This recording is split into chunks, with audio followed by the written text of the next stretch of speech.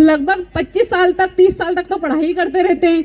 उसके बाद अगर उनको लगता है कि नहीं अब शादी कर लेनी चाहिए तो वो शादी कर रहे हैं। शादी के बाद ये रहता है कि या तो एक बच्चा होता है या 2 बच्चे होते हैं, उससे हमारे परिवार छोड़। उसमें भी रहता है कि महिला भी काम करने जा रही है, पुरुष भी काम करने जा रहे हैं। तो अब हमारे समाज में कहीं एक संस्कारों की कमी आ गई है। दादा दादी घर में है नहीं, क्योंकि दादा दादी गाँव में रह रहे हैं। तो हमारे बच्चों को संस्कार कौन देगा?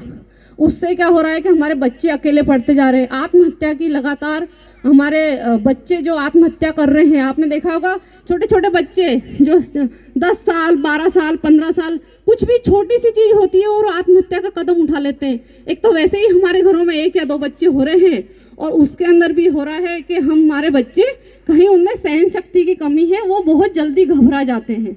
तो आपको ये करना है कि आपको माता बहनों या भाइयों सभी से निवेदन है कि दिन में आप चाहे कितना ही काम करने जाएं, लेकिन एक कुछ समय दिन में अपने फ़ोनों को साइड में रख के अपने बच्चों के साथ समय बिताएं और उनको बताएं कि नहीं बेटा कुछ भी हो जाएगा, हम तेरे साथ हैं, चाहे कैसी भी परिस्थिति आ जाएगी हम तेरे साथ हैं। अब आपने देखा होगा कि लव जिहाद, अभी हमारी जो बेटियां हैं हिंदू धर्म की, वो बहुत ज़्यादा शिकार हो रही है लव जिहाद का।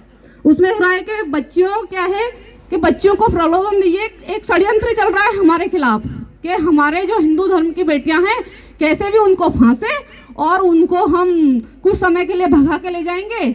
अब घर वाले भी बच्ची से नाता तोड़ देते हैं, क्योंकि बच्ची की उम्र ही ऐसी है, बच्ची के कुछ संस्कारों में कमी रह गई तो बच्ची ने ऐसा कदम उठाया है। लेकिन हमारे माता बहनों से मेरा विशेष निवेदन है कि बच्चियों को समझाएं, उनसे बातें करें। आपको उनसे दोस्ती नहीं करनी है, आपको अगर दोस्त है भी ना तो आप उन पे ध्यान रखो।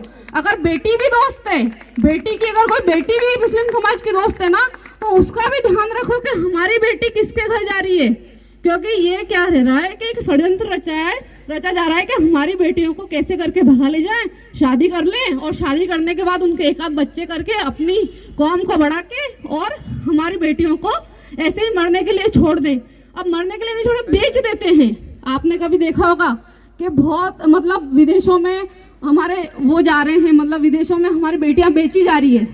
क्या होता है आपने कभी देखा? आपकी बेटी चली गई, आपने कभी उसकी पलट कर नहीं देखा कि हमारी बेटी तो मर गई? नहीं, उस बेटी ने अगर गलत कदम उठाया भी है ना तो उसको समझाओ, उसको प्यार से रखो और उसको अपने घर लेके आओ। या तो उसको शुरू से ही ऐसे संस्कार दो कि बेटा अपने को इनसे दूर रहना है, ये चीज़ें आपको समझानी पड़ेगी। नहीं तो हमारी बेटियां इनके झांसे में आती जा रही है। हम सोचेंगे नहीं यार लड़की खराब थी। एक चीज़ और चलन आ गया है कि हमारे हिंदू धर्म में जब कोई बेटी गलत कर लेती है ना तो जो हिंदू समाज के लोग हैं वही क्या करते हैं, वही उस पर उंगली उठाते हैं। अरे वो तो लड़की ही ऐसी है, अरे वो तो उसका तो ये काम था। नहीं, वो हमारी बेटी है। हमारा अगर एक अंग कमजोर हो रहा है ना तो हमको कोशिश करनी चाहिए कि हमको उसको सही करना है, उसको हाथ से संभालना है।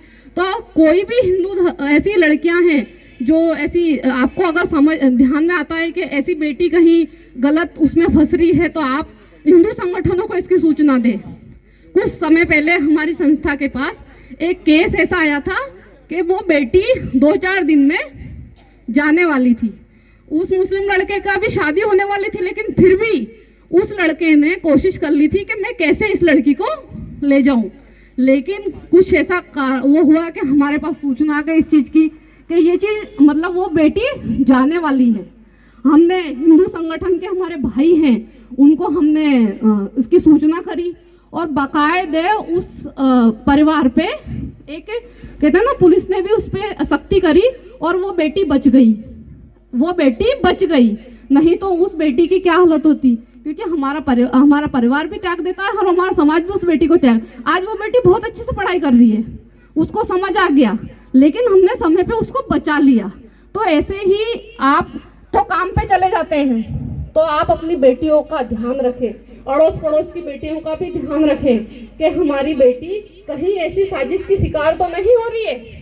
ये चीज़ हमको ध्यान रखनी है, क्योंकि ये सब एक षड्यंत्र के तहत हो रहा है। उनको इस चीज़ के पैसे मिलते हैं, इसलिए हमको हमारी बेटियों को बचाना है और उनको मतलब किसी का उपयोग नहीं होने देना है।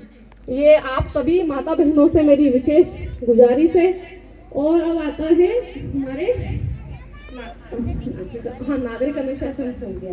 नागरिक अनुशासन आएगा, उसमें हमारा रहेगा कि अब जैसे हम नागरिक अनुशासन में क्या रहता है कि हमको लाइट समय पे भरना है, हमको टैक्स समय पे भरना है, और भी जैसे कि अब हमारे गलियों की सड़क बनी हुई, हमारे गलियों में सड़क बनती है, कहीं उसमें गड्ढा हो जाता है तो हम नगर पालिका को बोलते हैं कि अरे वो उसने देखा गड्ढा कर गया, लेकिन आप ये नहीं सोचते कि